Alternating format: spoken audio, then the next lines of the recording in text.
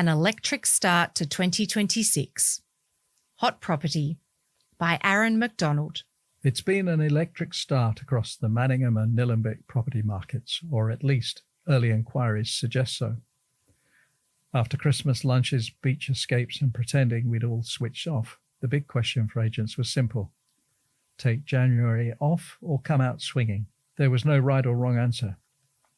Many opted for an early break as inflation ticked up toward the end of 2025 and the market steadied after a bumper September.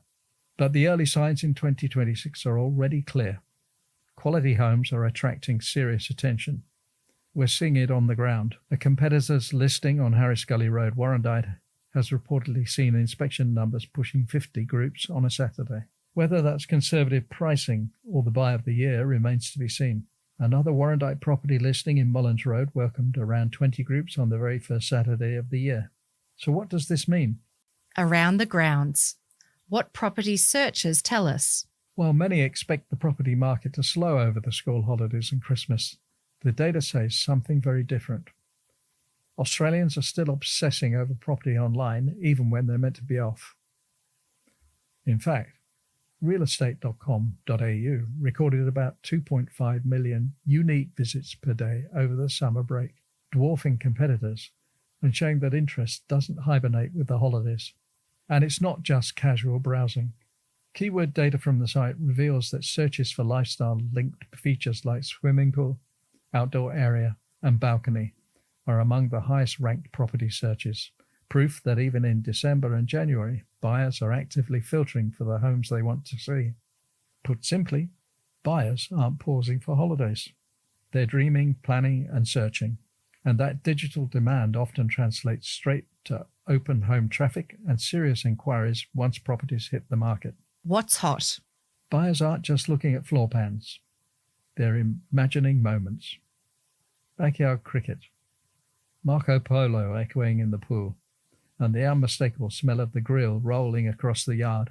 Emotional connection matters, and right now, outdoor living is capturing attention. Homes with generous gardens, terraces, shaded entertaining areas, and family-friendly pools consistently attract greater interest. Buyers want outdoor spaces that actually work.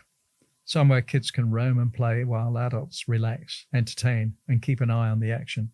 With limited stock on the market, properties offering lifestyle as well as accommodation are standing out quickly. If you're looking to add value this time of year, focus your energy outside. Simple upgrades like a quality umbrella for shade, a defined dining space, or a safe area for kids to play can transform how a home feels and how buyers respond. Fast facts. License agreements. Most buyers don't realize this, but yes, you can sometimes get access to a property before settlement. It's done via a license agreement, not a lease, not moving in and hoping for the best, a proper legally documented arrangement between buyer and seller. It usually applies when a property is vacant, between tenancies, or owned by an absentee vendor, often interstate or overseas. In short, the house isn't being lived in, and everyone wants momentum. What actually happens? Solicitors or conveyancers on both sides draw it up. A small license fee is typically paid. The purchaser takes full responsibility for the property. The purchaser insures it. Any damage, issues, or risks are on the buyer. Why buyers push for it? Because waiting weeks to start living, renovating, or storing gear is painful, especially when settlement is just paperwork catching up with reality. But it's not automatic. It's not risk-free, and it's not suitable for every sale. But when structured properly, a license agreement can save time, money, and a lot of frustration. Quietly useful, rarely talked about, worth knowing. What's next? All eyes now turn to February 3. Early year numbers are doing what January usually does best.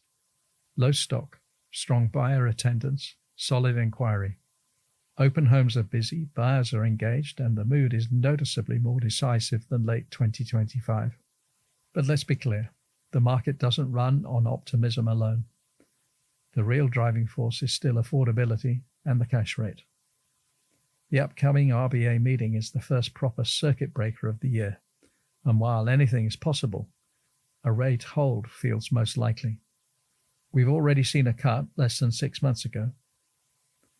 Jamming in hikes, then cuts, then hikes again would only add noise to a system that buyers and sellers are finally starting to trust again. A steady hand makes more sense. Hold rates through the first half of the year, let confidence rebuild, and allow the market to find its natural rhythm. If that happens, February and March could quietly set the tone for the rest of 2026. No fireworks, just momentum. And in property, that's usually when things move. About Aaron. Aaron McDonald is a partner and auctioneer for Fletcher's Real Estate Warrandyte. Advice in this column is of a general nature.